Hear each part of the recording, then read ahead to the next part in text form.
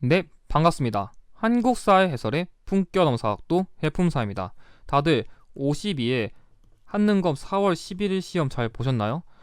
솔직히 이번 회차의 경우에는 그래도 51회에 비해서는 52회 시험이 잘 보신 분들도 많고 아쉽게 못 보신 분들도 많더라고요. 근데 이 총평을 보시는 분들은 다음 시험을 준비하시거나 아니면 52회 때 고배를 마셔가지고 다시 시험 보시는 분들 많거든요. 근데 이번 총평은 솔직히 말해서 이 다시 보시는 분들을 위해서 조금 더 만들었어요. 그렇기 때문에 결론부터 얘기하면은 일단 본 총평 내용은 피해자의 주관이 어느 정도 개입됐기 때문에 100% 정확한 의견이라고 장담할 수 없고, 다만 객관적인 사례에 의해 가지고 솔직한 표현을 사용할 예정입니다. 특히 차후 시험을 대비하기 위한, 특히 떨어진 응시자들 위해서 매우 직설적인 표현을 많이 쓸 거예요. 솔직히 말하면 일부 썼다 했지만 많이 쓸 거거든요. 그렇기 때문에 좀 제가 솔직히 듣는 사람 입장에서 죄송하지만 기분 나쁜 표현 많이 할 수도 있어요. 일단 미리 얘기했습니다. 그렇기 때문에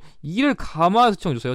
저 분명히 미리 얘기했어요. 저 기분 나쁜 표현 할 거라고. 그렇기 때문에 이거에 대해서 불만 가지고 댓글은 자제 부탁드립니다. 분명히 제가 좀 센 소리 많이 할 거예요, 이번엔. 왜냐면 일단 52의 심화 총평에 대한 말씀을 드리면 일단 어려웠어요. 솔직히 말하면 어렵긴 했습니다.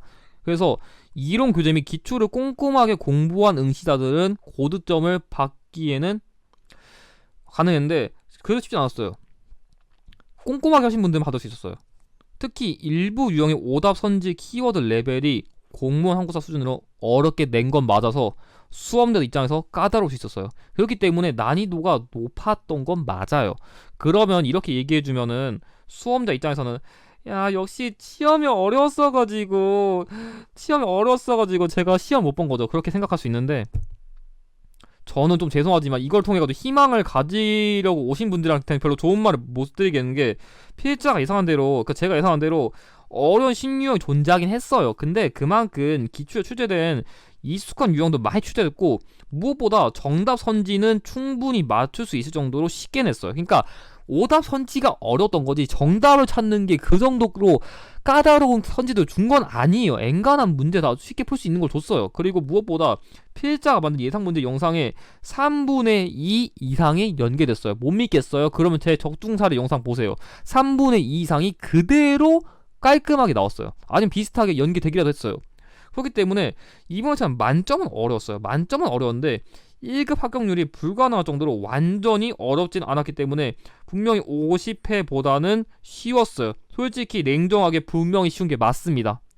50회급이라고 평가할 수 없는 회차예요. 왜냐면 그 회차보다는 교재 기반에서 충실히 냈고, 예전 기초에 냈던 것들을 그대로 응용한 문제들도 정말 많기 때문에 50회보다는 훨씬 풀 수 있게 준 게 맞습니다.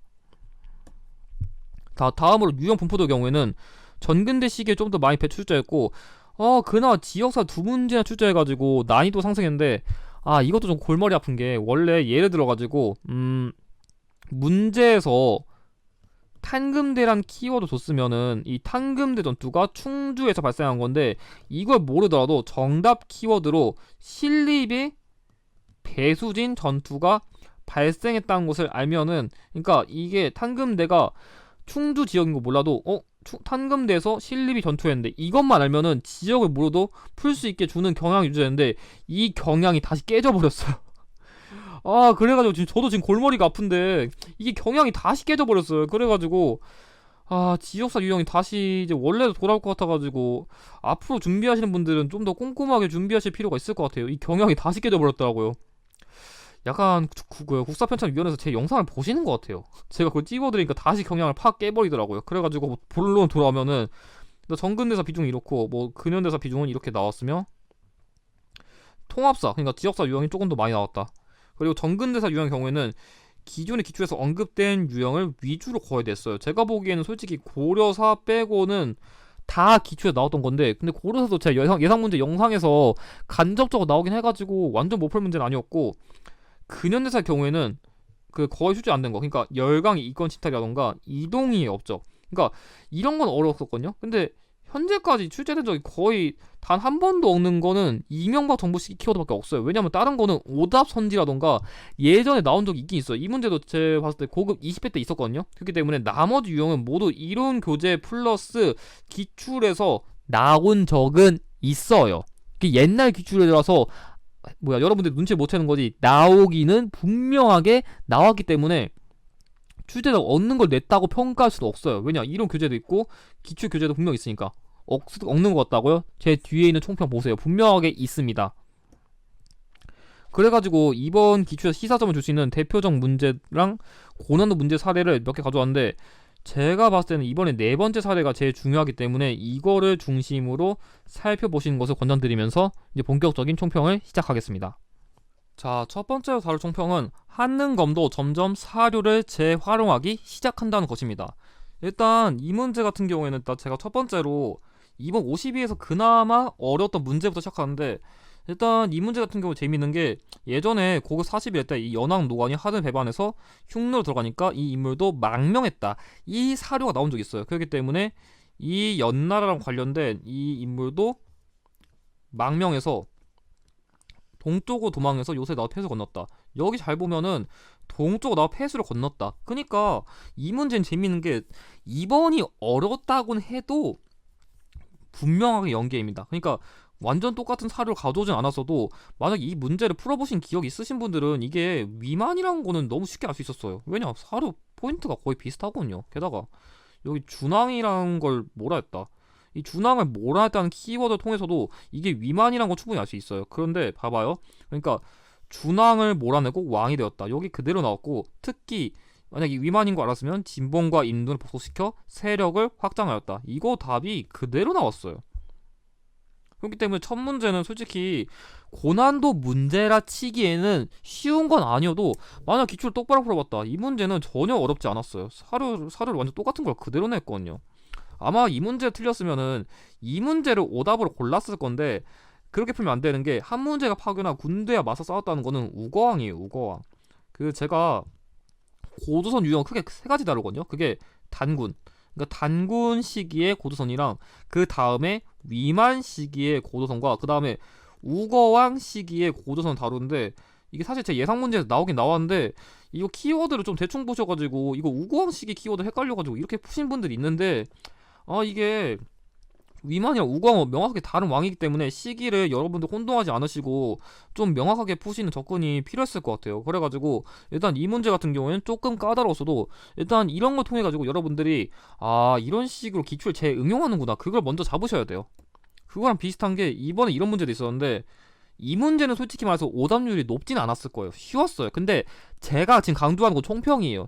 쉽게 푸는 게 아니라 한능검이 이런 식으로 기출을 응용하는구나, 일단 여러분들한테 그걸 짚어드리기 위해서 이걸 가져온 거거든요. 잘 봐봐요. 이 문제 경우에도 전국공신을 개정한 일로 진지한단 말인데, 잘 봐봐요. 여기도 잘 보면은 여기 전국공신이 책봉된 지 오래되었다. 그리고 잘 보면 사실 이 조광조가 대사원이었거든요, 이때 당시에. 그래서 그걸 통해서 추론할 수 있었는데, 일단 뭐 그것까지 모른다 치더라도 공문이 어찌 헛되이 기록된 것을 결단을 나눌 수 있어가지고 이걸 바로 잡아가지고 공권을 맑게 한다. 그리고 여기 잘 보면 녹공을 분수에 넘치게 하여 뚜렷한 공신까지 흐리게 하였다는 말이 있는데, 이게 뭔 말이냐면 공신에 자격이 없는 사람들이 많은데 너무 TMI급으로 임명했다는 거예요. TMI급으로 임명해가지고 그거를 다시 원래 자격 있는 사람만 임명하자, 그걸 아는 게 중요했거든요. 근데 이거 잘 보면은 여기서 반정부에 뚜렷한 공을 세우지 못한 사람도 많아가지고 이 폐단을 고치지 않으면 나라가 바로 서지 않을 것이니 삭훈해야 된다. 그러니까 삭훈을 다른 말로 하면은 위훈, 삭제인 거죠. 그렇기 때문에 이 맥락이랑 여기 나온 이 맥락이 되게 비슷했어요. 그러니까 이 고급 46회 때 이 기출이 처음 나왔을 때는 많은 수험생들이 이 문제를 틀렸었거든요. 근데 이 문제가 나중에 그 47회 때도 나왔었고 52회 때도 비슷한 사례가 나왔거든요. 그렇기 때문에 이런 식으로 여러분들이 기출의 연계라는 것을 아셔야 돼요. 그렇기 때문에 이거 뭐 기묘사와 관련된 거니까, 기묘사와까지는 아니어도 기묘사와 직전인 것을 알 수 있고, 뭐 여기 나온 뭐 기묘와 시묘금이 서울 공격했다, 이거 1575년에 붕당 발생 관련된 거니까 뭐 기묘사화 이후에 기묘사화 뒤에는 을사사화가 발생했다. 그걸 알면은 답이 1번인 건 쉽게 풀 수 있죠.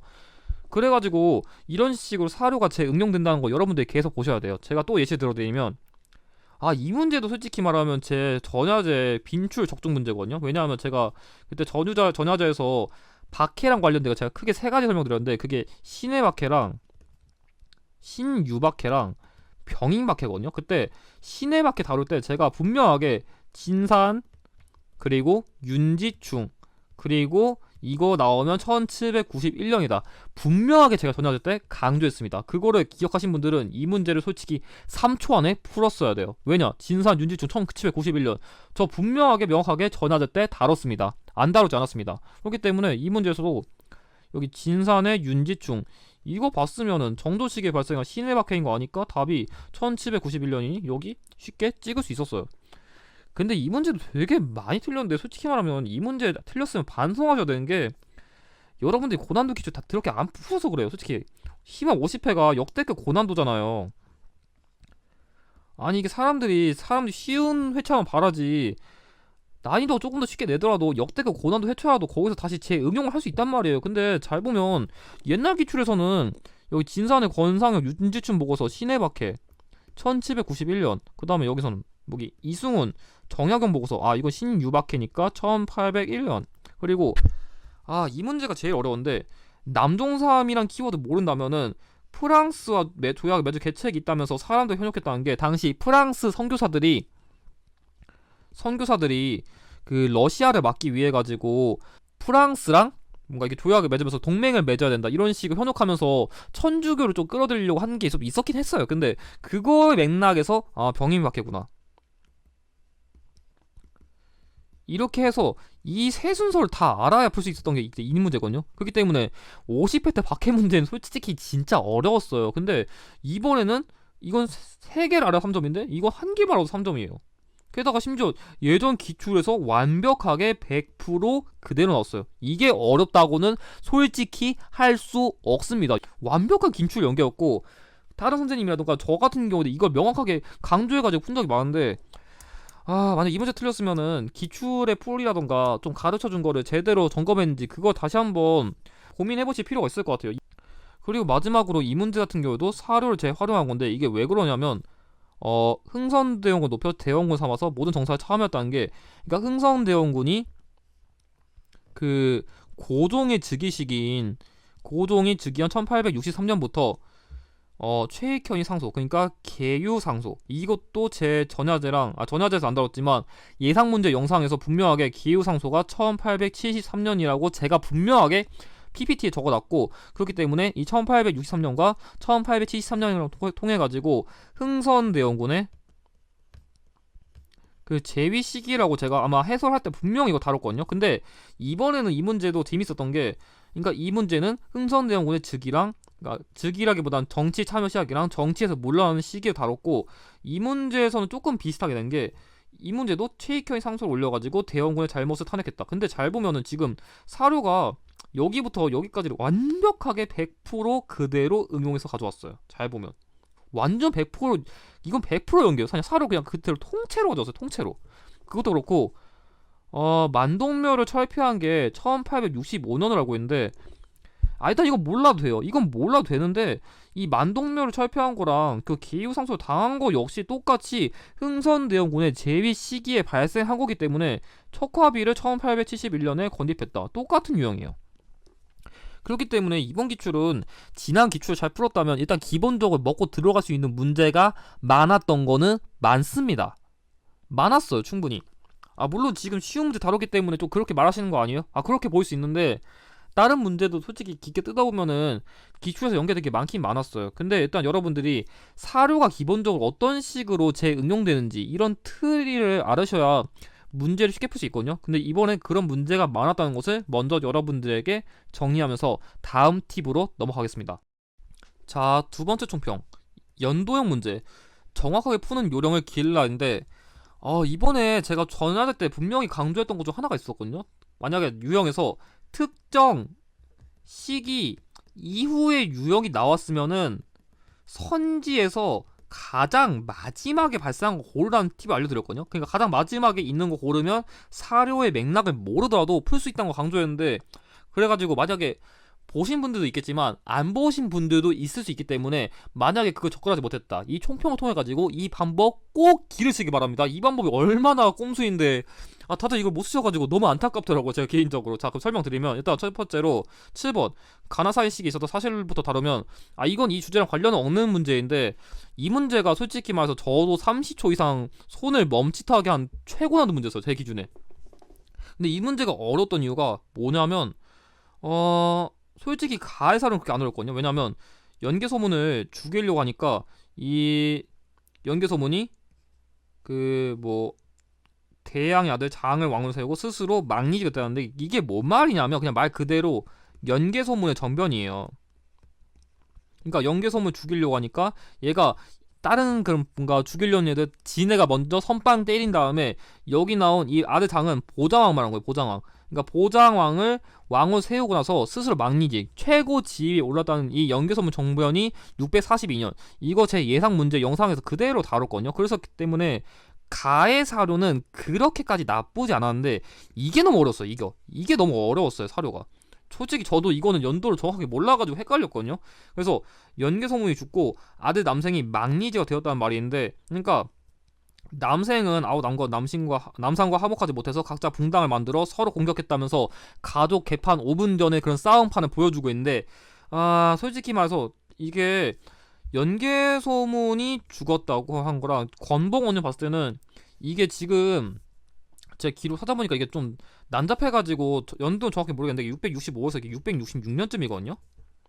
그러니까 여러분들이 아셔야 되는 게 뭐냐면, 이 문제 포인트는, 저도 이 사료 솔직히 시험 나서 몇 년도인지 몰라요. 저도 처음 봤어요. 그럼 어떻게 풀어요? 그런데 잘 보면은 지금 국내성이란 거랑 일단 국내성이 있다는 거랑 지금 연개소문 죽고 지금 가족이 싸운다는 거는 아직 고구려가 멸망했다는 맥락은 아니에요. 지금 고구려가 멸망한 건 아니에요. 아직 국내성 있잖아요. 그러니까 지금 가족들끼리 개판 싸우는 거는 고구려가 멸망한 건 아니고 멸망하기 직전인 거, 직전. 그렇기 때문에 여러분들 중요한 거는 642년부터 한 고구려 멸망 직전에 그냥 가족의 개판 싸움 시기에 뭐가 있었을까, 그것만 이해하고 들어갔어야 돼요. 고구려 멸망 직전 사이 뭐가 있지? 일단 그거로 들어갔으면, 잘 봐봐요. 첫 번째, 을지문덕이 사회수에서 대승을 거두었다. 이거 612년인데 제가 치워놓은 표 알겠지만 연개소문은 이 살수대첩보다 훨씬 이후에 주기 때문에 틀렸고, 두 번째, 당이 안동도읍부를 평양에 설치했다. 이거는 고구려 멸망 이후니까 최소 668년 이후가 돼야 돼요. 그렇기 때문에 틀렸고, 자, 세 번째, 신라군이 매소성에서 당군을 격파하였다. 이거가 나오려면 거의 675년, 그러니까 675년쯤 거의 이후라고. 자, 복신과 도침이 부여풍 왕으로 추대했다. 여기서부터 헷갈리는데, 잘 보면 이거는 백제부흥운동이에요. 백제부흥운동. 제가 백제부흥운동은 흑도복 강조했거든요. 흑시상지, 복신, 도침. 그래가지고 이건 백제부흥운동 관련된 거라 660년 이후인 건 알고 있어요. 근데 저도 정확한 연도 모르거든요. 근데 일단 660년 이후인 건 아니까 넘기고, 자, 안승희 신라에 의해 보덕궁 왕으로 임명되었다. 이거 674년이에요. 그럼 잘 보면은 지금 일단 이건 너무 앞이고요. 나머지는 공통적으로 고구려 멸망 이후예요. 거의 다. 여기서 이건 빼고요.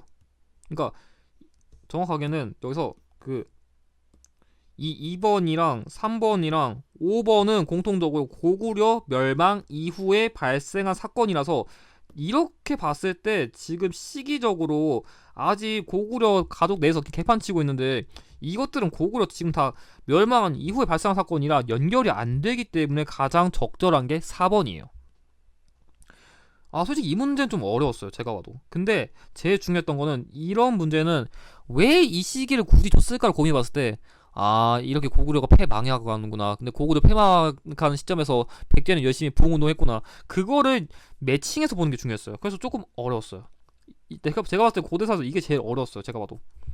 그래서 아마 여기까지는 추정이 어려웠을 것 같은데, 이 문제는 제가 예외적으로 좀 어려우실 것 같아서 제가 좀 해설을 해드린 거고. 자, 두 번째, 근데 나머지는 솔직히 그렇게 못 말하는 게, 다음 상황 이후 전개될 사실로 옳은 거 얘기했는데, 자, 특정 사실 이후에 전개될 사실을 얘기했다면 잘 보면은 문제 제시된 시점이 있을 거 아니에요. 그러면 오답선지 1번, 2번, 3번, 4번 하고 문제 제시된 시점이 있고 정답 선지로 뭔가 있을 거 아니에요. 그렇게 안 만들면 문제가 오류가 나요. 그러니까 정답 선지 빼고는 다 문제 제시된 시점보다 이전에 발생했겠죠. 그렇기 때문에 그걸 바탕으로 문제 사를 풀 수 있거든요. 그럼 일단 사를 분석해보면 일단 뭐 고려의 태자가 배하라니 뭐 쿠빌라이가 기뻐했다는데 와 벌써 어려워요.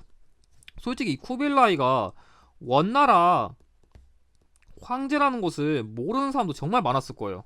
그리고 고려는 비록 소국이지만 20여 년간 군사 동호에서도 아직 신화가 되지 않았다는 말도 있는데 다른 나라 같은 경우에는 뭐 거란 같은 경우에도 조금 오래 싸우긴 했지만 20여 년 그러니까 그렇게까지 오랫동안 맞짱을 뜬 나라는 몽골밖에 없어요. 우리가 몽골 한 거 뭐 대몽 황제 40년이라잖아요. 그렇기 때문에 그 정도까지 맞짱을 오래 뜬 나라는 솔직히 말 몽골밖에 없거든요. 그러면 일단 고려랑 몽골이랑 뭐 티키타카 하고 있는 시점 이후를 생각했을 때는 그나마 대몽 황제 이후에 뭐가 있어요? 그 다음에는 원간섭기예요. 그러니까 몽골이란 키워드 잡고서 그럼 몽골이랑 싸운 뒤 이후에 뭐 했을까? 원간섭기 이후였구나. 이렇게 추론했어야 돼요. 이 문제는. 그렇게 안 풀었으면 이 문제 헷갈렸거든요. 어디 그럼 일단 여기까지 못 들어가겠다 쳐봐요. 그러면 선지를 분석해봐요. 일단 이거 사를 모르겠어. 그러면 쌍기의 권위로 과거제가 도입되었다. 이거 광종 동북면 병마사 김보당이 나뉘 일으켰다. 이거 무신정권. 이거 무신정권이라서 한 1170년대. 너무 작으니까. 그러니까 이거는 1170년대고 한 1173쯤일 거예요. 그리고 이재현이 망고단에서 유학자들과 교류했다. 이거 충선왕. 그나마 지금 제 뒤에요. 그 다음에 묘청이 중심이 되어 서경천도를 주장하였다. 이거 인종식인데 1128년부터 1135년까지고 자, 최충원이 봉사 10조를 올려 시정개혁을 권유하였다. 이거 1196년에 명종식이에요. 그럼 재미있는 게 지금 잘 정리하면은 일단 광종은 너무 앞이에요. 광종은 초기왕이잖아요. 될 수도 없고. 자, 두 번째. 묘청이 중심이 돼서 서경천도 주장했다. 이것도 고려 중기라 어색해요. 그리고 나머지는 무신정권 시기인데 충선왕 시기만 유일하게 원간섭기예요. 그렇기 때문에 답은 3번이 될 수밖에 없는 게 지금 광종, 무신정권, 원간섭기 그리고 여기 문벌귀족 시기 그리고 무신정권 시기 이것만 봐도 가장 뒤에 발생한 게 3번이에요. 그러니까 문제 사를 모르더라도 특정 시기 이후면 이게 제일 뒤네? 이것만 알아서도 여러분들은 충분히 문제를 풀 수 있었어요. 이 사를 집착하니까 문제를 틀린 거예요. 왜 사를 집착해요? 그거는 나중에 해설 보거나 집에 가서 심심할 때 찾아보세요. 자, 다른 문제도 비슷해요. 이 문제도 의외로 많이 틀렸는데 이 문제도 잘 보면은 여기서 그 뭐 특별 입주가 뭐 155달러의 규모의 국제통화기금 대기성 차관을 요청한다는 게 그러니까 IMF에 구제 금융을 요청했다고 한 거거든요. 그러니까 IMF 금융 위기가 온 시기가 언제예요? 김영삼 정부 시기예요. 김영삼 정부. 그럼 김영삼 정부 시기 이후의 사실을 고른 건데 이게 정확하게는 1997년 12월이거든요. 근데 일단 이거 모른다 쳐봐요. 그러면 일단 문서가 작성된 이후 사실이라는데 접근해 보면은 1번 전국민주노동종합 총연맹이 창립되었다. 솔직히 이거는 새로운 선지 맞아요. 이거 어려웠어요. 이거 정확하게 알려드리면 1995년에 김영삼 정부 시기예요. 솔직히 어려웠어요. 1번은 일단 어려웠고 자, 두 번째 저유가 저금리 저달러의 3조 호황이 일어났다. 이거는 전두환 정부고 자, 세 번째 제2차 석유 파동으로 경제 불황이 실황되었다. 이거 박정희 정부의 1978년. 그리고 자, 네 번째 대통령 긴급 명령으로 금융실명제가 실시되었다. 이거 김영삼 정부 시기고 1993이라 지금 잘 보면은 1번이야 4번이 김영삼 정부인데 너무 어려운 문제 아니에요? 해풍선 쉬운 거 아니에요? 잘 봐봐요. 대통령 지속 자문기구인 노사정위원회가 구성되었다. 이거 김대중 정부예요. 잘 봐봐요. 최소한의 공부해서 대통령 그 재임 시기를 알았다면은 김영삼 대통령 이후에 김대중 대통령이 재임했다. 이거는 공부했으면 솔직히 모른다는 말을 하시면 안 돼요. 그렇기 때문에 뭐 이거 다 모르더라도 김영삼 정부인 거 알겠어. 근데 그 김영삼 정부 이후의 사실이니까 김영삼 정부 이후에 김대중 정부가 즉위했지. 그 관련된 키워드가 노사정위원회네. 그것만 알았으면 이 문제는 쉽게 풀 수밖에 없습니다. 분명히 노사정위원회랑 이 IMF 금융위기도 제 예상 문제 영상에 분명하게 넣었습니다. 그렇기 때문에 이 문제는 정말 단순하게 생각했어야 돼. 단순하게. 괜히 복잡하게 뭐 김영삼 있으니까 김영삼 내에서 어렵게 됐을까 그렇게 고민할 필요가 1도 없었습니다.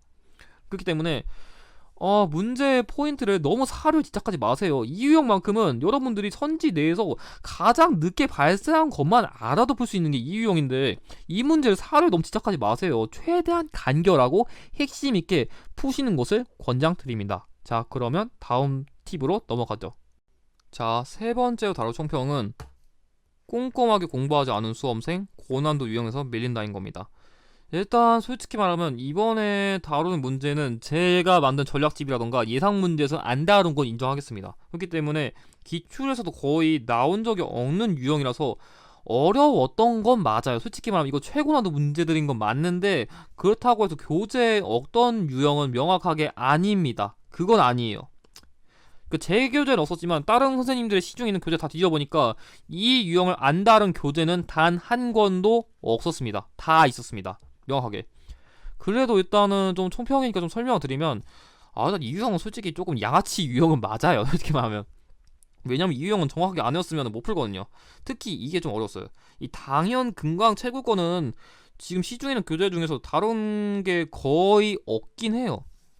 솔직히 5개 맞추려고 어쩔 수 없이 넣다 보니까 고난도 키워드를 하나 넣긴 했을 텐데 솔직히 정답 키워드 너무 명확하게 했던 게 일단 일본이 언급되는데 일단 그 경인선의 경우에는 미국이었다가 일본으로 넘어갔고 그 경의선의 경우에는 프랑스였다가 일본으로 넘어갔거든요. 그렇기 때문에 좀 쉽게 암기하려면 그 부자가 있잖아요. 그러니까 이거는 다른 나라에서 넘어온 게 아니에요. 그러니까 안일 부자 해가지고 그냥 이건 일본이라 기억한다면 경인선의 경우는 여기 인에 있는 이응이랑 그 경인선에 있는 여기 의의 프랑스 조금 이렇게 기억한다면 유추를 할 수 있었을 것 같아요. 그렇기 때문에 여기 나온 프랑스가 경인선을 가져갔다는 건 틀렸죠. 왜냐하면 경인선은 프랑스가 아니라 미국한테 처음 있었기 때문에 정답은 5번이에요. 그렇기 때문에 이건 좀 꼼꼼하게 안 공부한 사람들은 틀렸을 텐데 그렇다고 교재에 없진 않았어요. 솔직히 말하면 교재에는 분명히 있었어요.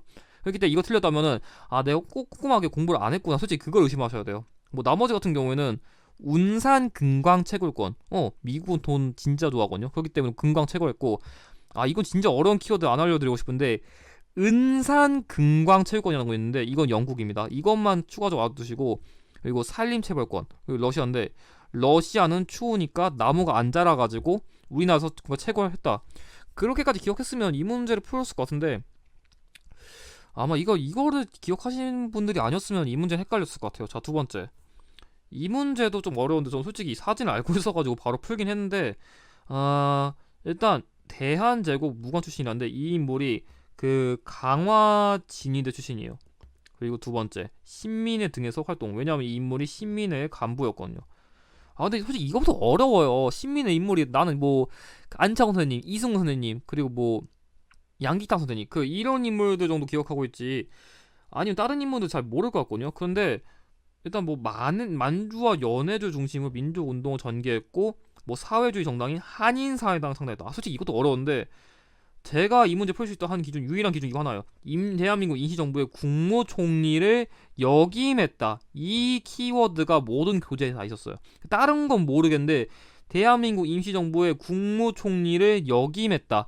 이게 교재에 있었어요. 제가 다 뒤져봤거든요. 모든 시중 교재에 다 있습니다. 이 키워드 분명하게 있어요. 그렇기 때문에 이 문제 때문에 이 인물은 이동희 선생님인 걸 알 수 있었어요.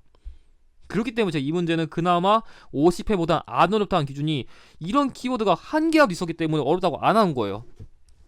그리고 두 번째, 여기 대한광복군 정부 수립을 주도했다는데 이것도 좀 꼼꼼하게 공부하신 분들은 알 수 있었어요. 왜냐하면 이 대한광복군 정부의 대통령은 이상설 선생님이고 부통령이 이 이동희 선생님이기 때문에 정답은 1번이에요. 그리고 추가적으로 여기 나온 연해주랑 관련된 키워드도 여기서는 이 대한광복군 정부가 연결되기 때문에 이렇게도 풀 수 있었어요. 왜냐면 여기 예나는 연해주가 아니라 저기 중국 화북 지역이거든요. 그렇기 때문에 틀렸고 뭐 조선 종미동맹의 경우에도 이건 좀 어려울 수 있었는데 김두공 선생님이거든요. 근데 김두공 선생님 이거 모르더라도 얘나는 절대 연결이 안 됩니다. 자, 세 번째. 민족 교육을 위해 서전서숙을 설립하였다. 이거는 이상설 선생님이랑 관련된 키워드인데 지금 문제 키워드 보면은 이상설 선생님이 이런 거 안 했어요. 그렇기 때문에 말이 안 되고. 자, 4번. 고종의 밀지를 받아 독립의군부를 소집하였다. 이거 임병찬 선생님인데 임병찬은 국내에서 활동한 인물이니까 당연히 답이 될 리가 없고. 5번. 의여단 활동 강령인 조선혁명선언을 작성하였다. 이거는 신채호 선생님입니다. 근데 신채호 선생님이 또 이런 거 안 했으니까 당연히 틀렸어요. 그렇기 때문에 솔직히 지난 기준에 이동영 선생님 문제에 비해서는 쉬웠어요.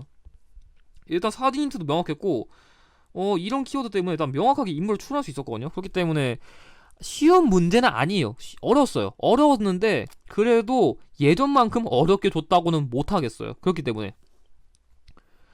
만약 이런 문제 헷갈렸다면 제발 출제자한테 좀 이렇게 쉬운 거 내달라 이러지 말고, 어차피 이제 어려운 거 낼 수밖에 없으니까 좀 힘들더라도 여러분들이 조금 꼼꼼하게 공부를 하실 필요가 있을 것 같아요. 이제부터는 그렇게 안 하시면 진짜 합격 못 하실 것 같거든요. 그렇기 때문에 좀 더 꼼꼼하게 여러분들 공부를 하셔야 다음 시험에서 좋은 결과를 얻으실 수 있을 것 같다는 것을 좀 기억해 주시길 바라면서 다음 마지막 팁으로 넘어갈게요.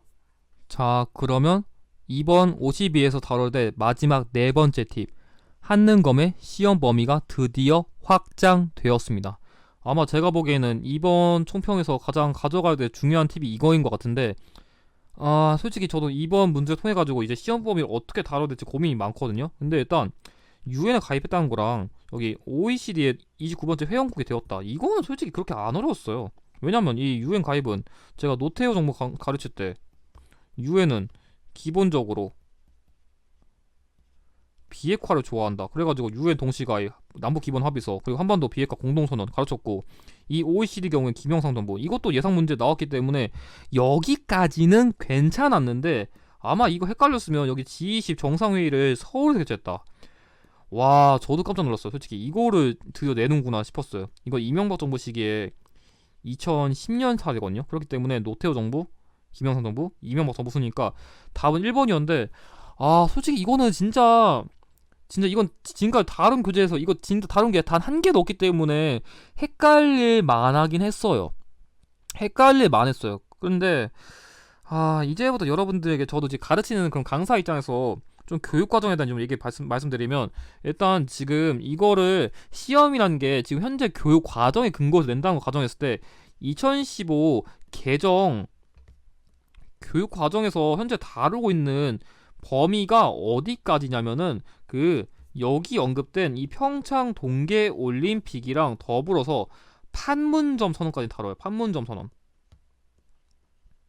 그렇기 때문에 더 정확하게 말씀드리면 현재 2015 개정 교육 과정에서 다루는 거는 문재인 정부까지는 다룹니다. 그렇기 때문에 현 교육 과정상 문재인 정부의 사례까지 다루기 때문에 사실 이명박 정부, 박근혜 정부, 문재인 정부 문제를 내도 전혀 문제가 없긴 해요. 근데 문제는 한능검에서 이거 지금까지 낸 적이 없기 때문에 저도 이제 어떻게 가르쳐야 될지 솔직히 고민이 많아요.